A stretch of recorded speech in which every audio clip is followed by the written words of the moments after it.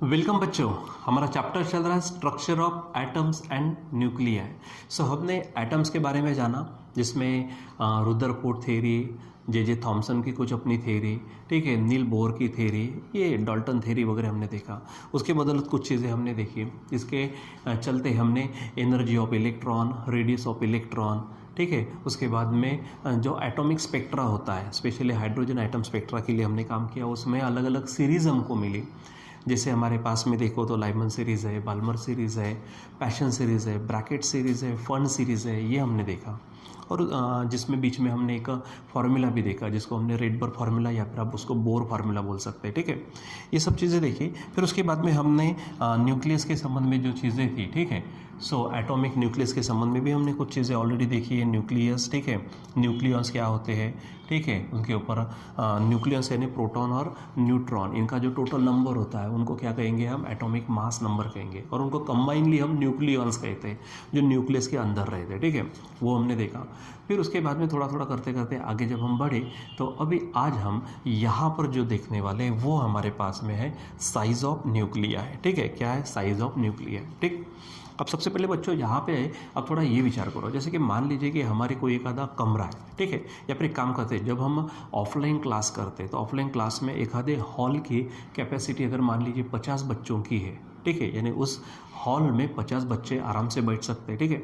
लेकिन अगर मान लीजिए कि 10 बच्चे बढ़ गए तो वहाँ पे तो जगह नहीं हो पाएंगे, तो आपको क्या करना पड़ेगा, वो हॉल का साइज़ बड़ा करना पड़ेगा, ठीक है। मान लीजिए कि डबल हो गए बैच, 100 बच्चे हो गए, तो और आपको बड़ा हॉल चाहिए, ठीक है। यानी हॉल का जो साइज़ है, वो हॉल का साइज़ डिपेंड करता है नंबर ऑफ स्टूडेंट्स पर, ठीक है। और 10-15 बच्चे अगर है तो आप छोटी रूम में भी ले सकते हो, ठीक है। यानी जो हमारे रूम का या फिर हॉल का साइज़ है, किसके ऊपर डिपेंड करता है, वो डिपेंड करता है हमारे नंबर ऑफ स्टूडेंट्स के ऊपर में, ठीक है।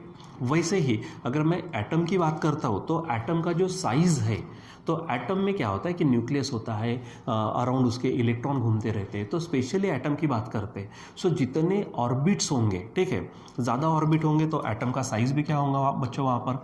जैसे अगर मान लीजिए कि ये यहाँ पर है, ठीक है, ये हमारे पास न्यूक्लियस है, ये पहला वहाँ पे क्या है, ऑर्बिट है, ठीक है। अगर मान लीजिए कि और ऑर्बिट वहाँ पे अगर है, ठीक है, ठीक है, यहाँ पर इसको मैं थोड़ा सा यहाँ साइड में बता देता हूँ। अगर मान लीजिए कि यहाँ है तो अभी एटम का साइज़ तो इतना बड़ा हो जाएगा, ठीक है। और ऑर्बिट्स अगर बढ़ती है तो एटम का साइज़ और बढ़ जाएगा। अब ऑर्बिट्स कब बढ़ेंगे, जब नंबर ऑफ इलेक्ट्रॉन्स बढ़ेंगे।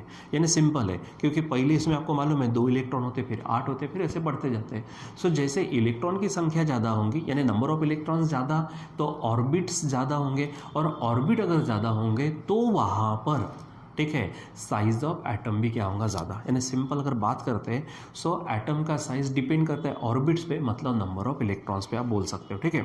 उसी प्रकार बच्चों अगर हम बात करते हैं हमारे न्यूक्लियस की, सो न्यूक्लियस के अंदर कौन है, तो न्यूक्लियस के अंदर है न्यूक्लियॉन्स। न्यूक्लियॉन्स यानी कौन, प्रोटॉन्स और न्यूट्रॉन्स है। जैसे हॉल में बच्चे हैं, स्टूडेंट है, ज़्यादा बच्चे तो ज़्यादा क्या होगा, हमको हॉल साइज़ करना पड़ेगा, ठीक है। उसी प्रकार ज़्यादा न्यूक्लियॉन्स होंगे, ठीक है, तो हमारे न्यूक्लियस का साइज़ भी क्या होगा, ज़्यादा होगा। कम न्यूक्लियॉन्स होंगे तो न्यूक्लियस का साइज़ भी क्या होगा, कम। इसका मतलब साइज़ ऑफ न्यूक्लियस वो किसके ऊपर डिपेंड करता है, that depends upon the nucleons, यानी number of protons and number of neutrons के ऊपर में, ठीक है। तो ये तो तय है कि हर न्यूक्लियस में अलग अलग प्रोटॉन्स, अलग अलग नंबर हो सकता है किसका, न्यूट्रॉन्स का, कम ज़्यादा हो सकते हैं। इसका मतलब जो भी एलिमेंट्स होते हैं, जो भी एटम्स है जिनके न्यूक्लियाई है, तो हर न्यूक्लिया का साइज़ अलग अलग होगा। सो ध्यान में ये रखना है हमको कि मान लीजिए कि न्यूक्लियस अगर मान लीजिए इस तरह से सर्कुलर टाइप अगर हम उसको बताते, ठीक है, अब ये इतना बड़ा तो रहता नहीं है, ठीक है, मान लीजिए कि ये न्यूक्लियस है। अब इसमें क्या है कि यहाँ पर प्रोटॉन्स है, ठीक है, उसके बाद में यहाँ पर अगर मान लीजिए कि यहाँ पर क्या है, न्यूट्रॉन्स है, ठीक है। सो कम ज़्यादा होगा तो इसका साइज़ भी कम ज़्यादा होगा, ठीक है। ज़्यादा न्यूक्लियॉन्स होंगे, यानी number of protons, number of neutron ज़्यादा होंगे, तो न्यूक्लियस का साइज़ बड़ा होगा, ठीक है। अब यहाँ अगर हम बात करते, ठीक है, सो ये इसकी क्या हो जाएंगे, रेडियस, ठीक। अगर मान लीजिए कि न्यूक्लियस का साइज अगर नंबर ऑफ न्यूक्लियॉन्स ज़्यादा हो गए तो क्या हो जाएंगे, यहाँ पर देखो ये हो जाएगा, तो हमारी जो रेडियस है, रेडियस भी तो क्या हो जाएंगी, बड़ी हो जाएंगी, ठीक है। सो उस रेडियस को ध्यान में रखना। मान लीजिए कि कोई भी एक आधा हमारा एलिमेंट है, समझो एक्स एलिमेंट है, अब उसकी अगर रेडियस की बात करते हैं, radius of nucleus of element x, तो वो ध्यान में रखना, r is equal to R0, ठीक है, और यहाँ पर a टू द पावर 1/3, ठीक है, a टू द पावर 1/3, तो इतनी हमारी क्या रहेगी, रेडियस ऑफ न्यूक्लियस रहेगी, ठीक है। यहाँ पर एक चीज़ ध्यान में रखना, और जो R हमारे पास में R0, सो R0 की वैल्यू ध्यान में रखना, तो ये 1.2 इंटू 10⁻⁻15 मीटर, ठीक है। अब रही बात जो A है, तो A हमारा क्या है, मास नंबर है, ठीक है। तो मास नंबर का मतलब क्या होता है कि नंबर ऑफ न्यूक्लियॉन्स, ठीक है। सो जितना होगा उसका क्यूब रूट लेंगे और इस नंबर से आप मल्टीप्लाई करेंगे तो आपको न्यूक्लियस की रेडियस मिल जाएंगी। यानी साइज ऑफ न्यूक्लियस किसके ऊपर डिपेंड कर रहा है, देखो ए के ऊपर डिपेंड कर रहा है। ए यानी मास नंबर है, यानी नंबर ऑफ न्यूक्लियॉन्स की बात हो रही है वहाँ पे। तो वहाँ अगर बात करते हैं तो ए के ऊपर डिपेंड करता है, तो ए, ठीक है, एटॉमिक मास, सॉरी हाँ, एटॉमिक मास नंबर, ठीक है, अलग अलग न्यूक्लियस का अलग अलग होगा, ठीक है। तो इसका मतलब साइज भी अलग अलग होगा। ध्यान में रखना, न्यूक्लियाई का साइज यानी अलग अलग न्यूक्लियस का साइज अलग अलग होता है, ठीक है। सो ये यहाँ पर आपको आपके सामने यहाँ पर लिखा है, क्या है, साइज ऑफ न्यूक्लियस, क्या दिख रहा है यहाँ पे, साइज ऑफ न्यूक्लियस है, ठीक है। तो साइज ऑफ न्यूक्लियस आपको ध्यान में रखना है। सो यहाँ मैं थोड़ा सा ये कर लूँ, ठीक, ये ना देखो यहाँ पर हमारे पास है, ठीक है। तो ये साइज ऑफ न्यूक्लियस, ठीक है, ये हमारे पास क्या कहा, we know that this size of atom, atom की बात, हाँ यहाँ पर देखो एटम है, atom depends upon the orbits of electrons in that atom, more the electrons higher the orbits larger the size of atom, ये एटम की बात होगी, ध्यान में रखना। ज़्यादा मैंने स्टार्टिंग में बताया, ज़्यादा इलेक्ट्रॉन, ज़्यादा ऑर्बिट, ज़्यादा एटम का साइज, ठीक है। लेकिन अब उसी प्रकार सिमिलरली साइज ऑफ न्यूक्लियस, अब हम बात करेंगे किसके, साइज ऑफ न्यूक्लियस के, क्या, of an atom depends upon the number of nucleons, किसके ऊपर डिपेंड करता है, वो न्यूक्लियॉन्स पे प्रेजेंट इन इस, न्यूक्लियस का मतलब नंबर ऑफ प्रोटॉन और नंबर ऑफ न्यूट्रॉन्स, ठीक है। अब रेडियस मैंने बताई आपको क्या है रेडियस, तो रेडियस के लिए आप ये फार्मूला ध्यान में रखेंगे, ठीक है। कौन सा फार्मूला हमारे पास रेडियस के लिए, ठीक है। सो रेडियस के लिए आप ये फार्मूला ध्यान में रखेंगे, कौन सा, कि R is equal to R0 e to the power 1/3, where A क्या है, एटॉमिक मास नंबर, और R0 क्या है, 1.2 इंटू 10⁻⁻15, जो मैंने यहाँ पर आपको लिख के बताया था, ठीक है। सो ये ध्यान में रखना। अब R depends upon A, A पे डिपेंड कर रहा है वो, हेंस क्योंकि ये नंबर तो फिक्स है, यानी A पे डिपेंड कर रहा है, सो क्या बोलेंगे, size of different nuclei are different, अलग अलग न्यूक्लियस तो अलग अलग साइज रहने वाला है, रहेगा ध्यान में। तो ये चीज़ आप यहाँ पर ध्यान में रखेंगे, ठीक है। चलो, तो यहाँ ठीक है, तो ये हमारे पास में ये थोड़ा सा रफ में यहाँ पे नोट्स के लिए भी होगा, ठीक है। आप इसका स्क्रीनशॉट निकाल देते तो यहीं पे आप ऐसे नोट्स लिख सकते हो, ठीक है। आगे बढ़ते हैं, अब हम देखते हैं डेंसिटी ऑफ न्यूक्लियस, ठीक है। अब बच्चों आपको बड़े अच्छे से मालूम है कि डेंसिटी का फार्मूला क्या है, रो इज इक्वल टू क्या होता है, मास अपॉन वॉल्यूम, ठीक है। क्या होता है, मास अपॉन वॉल्यूम होता है। अब अगर मैं बात करूँ न्यूक्लियस के, तो न्यूक्लियस के अंदर में कौन है, तो number of protons and neutrons है, ठीक है, जिसको हम कंबाइनली ए कहते हैं, ठीक है। सो यहाँ पर हम लेते एक न्यूक्लियॉन का एवरेज मास अगर कितना है, समझो ये है, ये हमारा एवरेज मास ऑफ न्यूक्लियॉन, क्या है, एवरेज मास ऑफ न्यूक्लियॉन। अब एवरेज मास क्यों लेते हैं, क्योंकि स्टार्टिंग में हमने देखा प्रोटॉन और न्यूट्रॉन का मास करीबन सेम है, बस हल्का सा थोड़ा सा न्यूट्रॉन का मास ज़्यादा है, ठीक है, इसलिए वहाँ पे हम एवरेज निकालते हैं। तो एक न्यूक्लियॉन का मास अगर क्या है, यम है, ठीक है, और ऐसे हमारे पास ए न्यूक्लियन, ठीक है, नंबर ऑफ यानी एटॉमिक मास नंबर ये है, यानी नंबर ऑफ न्यूट्रॉन्स और नंबर ऑफ प्रोटॉन कितना है, ए है, तो टोटल मास कितना हो जाएगा, सो मास ऑफ क्या होगा, ये हमारा हो जाएगा mass of nucleus upon volume. तो अब न्यूक्लियस है बहुत ही स्मॉलेस्ट पार्टिकल बोल सकते हैं, वो स्मॉलेस्ट थिंग है, तो उसको हम क्या करते हैं, स्पेरिकल लेते हैं। तो स्पीयर का वॉल्यूम आपको मालूम है बच्चों, 4/3 πr³ होता है, ठीक है, ये हो जाएगा। अब यहाँ इसको सॉल्व कर लो तो 3 ऊपर चला जाएगा, ये यम है, ये ए है, नीचे में होगा 4πr³, ठीक है।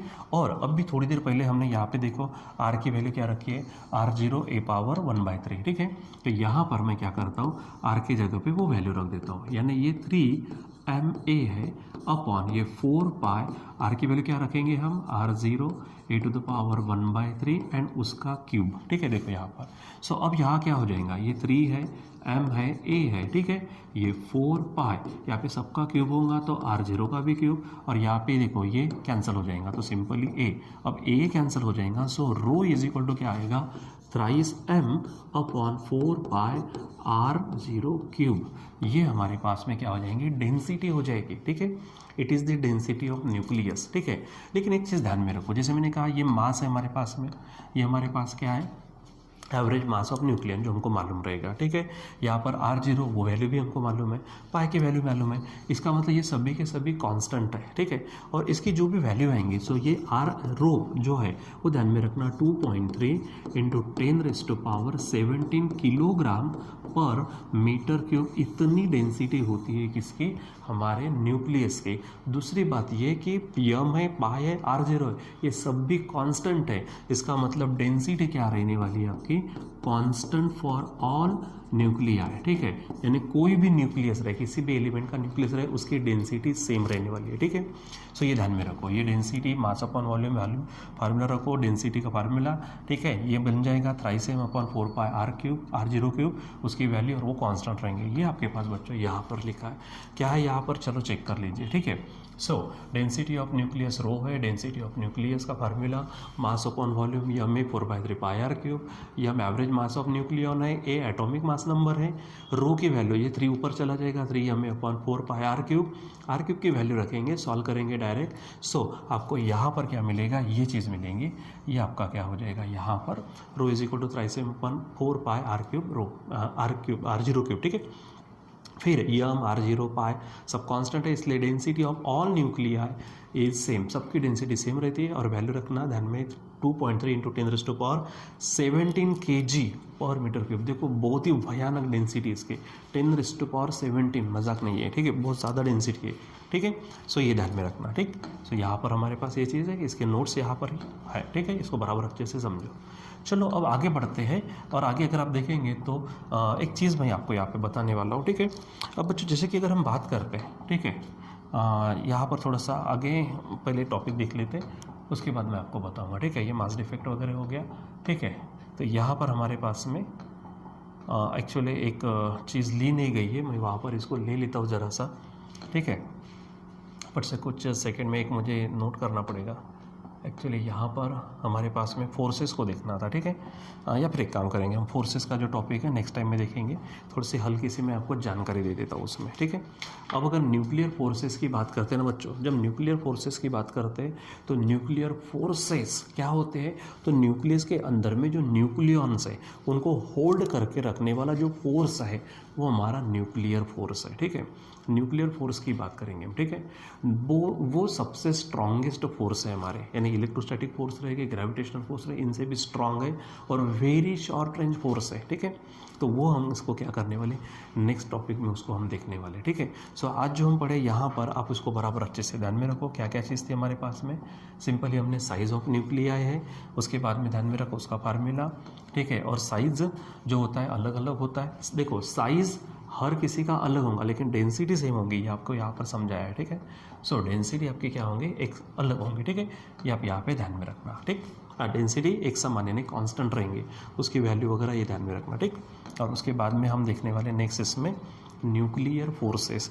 न्यूक्लियर फोर्सेस स्ट्रांग होते हैं, ठीक है। उसके बाद में हमारे पास में जो न्यूक्लियस में जो प्रोटॉन्स होते हैं जिनके ऊपर पॉजिटिव चार्ज होता है, ठीक है। पॉजिटिव चार्ज होने के कारण उनमें रिपल्शन होना चाहिए, न्यूक्लियस स्टेबल होना चाहिए, वो नहीं होता, क्यों, क्योंकि न्यूक्लियर फोर्सेस आ जाते हैं उसमें, ठीक है।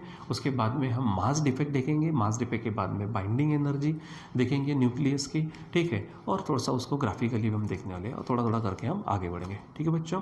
तो आज के लिए बस इतना ही, बाकी हम कंटिन्यू करेंगे बाद में। Till then bye.